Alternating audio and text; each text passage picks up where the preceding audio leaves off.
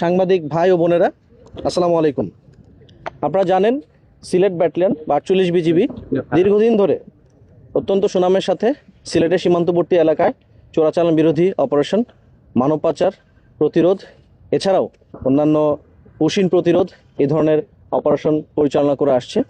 এবং বরাবরের মতোই আমরা প্রতিনিয়তই এই অপারেশনগুলো পরিচালনা করে বিপুল পরিমাণ ভারতীয় পণ্য বা চোরাই পণ্য এগুলো জব্দ করছি। একই সাথে আমরা বিভিন্ন সময় এই সমস্ত পণ্য যারা বহন করে তাদেরকেও আটক করতে সক্ষম হই।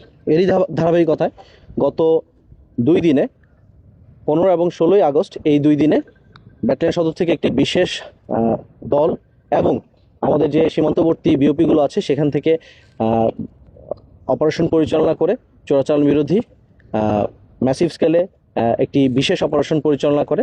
এই বিশেষ অপারেশন সিলেটের সীমান্তবর্তী গোয়াইনঘাট, কোম্পানিগঞ্জ, জৈন্তাপুরের কিছু অংশ, শুধু 48 বিজিবি নয়, এখানে 19 বিজিবির কিছু এলাকা জৈন্তাপুর, সেখানেও এই একই অপারেশন পরিচালনা করা হয়। এই চোরাচালান বিরোধী অপারেশন পরিচালনা করে গত 2 দিনে আমরা আনুমানিক 2.5 কোটি টাকা মূল্যের বিভিন্ন ভারতীয় চোরাই পণ্য বা অবৈধ পণ্য জব্দ করতে সক্ষম হই। এর মধ্যে ম্যাক্সিমাম ভারতীয় জিরা রয়েছে, এছাড়াও ভারতীয় অন্যান্য পণ্য, শাড়ি, ভারতীয় শাড়ি এবং এখানে কসমেটিক্স, মাদক রয়েছে। আমরা কিছু মদ আটক করতে সক্ষম হয়েছি, ভারতীয় কম্বল এবং এই ধরনের অন্যান্য ভারতীয় কিছু আইটেম আমরা আটক করতে সক্ষম হই। এই ম্যাক্সিমাম মালামালগুলো আমাদের পিছনে দেখতে পাচ্ছেন, এগুলো লেআউট করা আছে। এছাড়াও এর বাইরেও কিছু মালামাল রয়েছে যেগুলো আমাদের বিওপিতে রয়েছে, যেগুলো নিয়মতান্ত্রিকভাবে আমরা কাস্টমসে যেভাবে জমা দিই সেভাবে জমা দেওয়া কার্যক্রম প্রক্রিয়াধীন। আপনারা গত 3 মাসের যদি আমি পরিসংখ্যান বলি, এই সেক্টরের সিলেট সেক্টরের অধীনে আমরা যেহেতু কাজ করছি, এই সিলেট সেক্টরে গত 3 মাসে আমরা আনুমানিক 57 কোটি টাকারও বেশি মূল্যের ভারতীয় পণ্য আটক করতে সক্ষম হই। এর মধ্যে গত 3 মাসে আমরা প্রায় 8 জন আসামি সহ আটক করতে সক্ষম হই এবং এছাড়াও আনুমানিক 10,000-এর বেশি বোতল ভারতীয় মদ আটক করতে সক্ষম হই।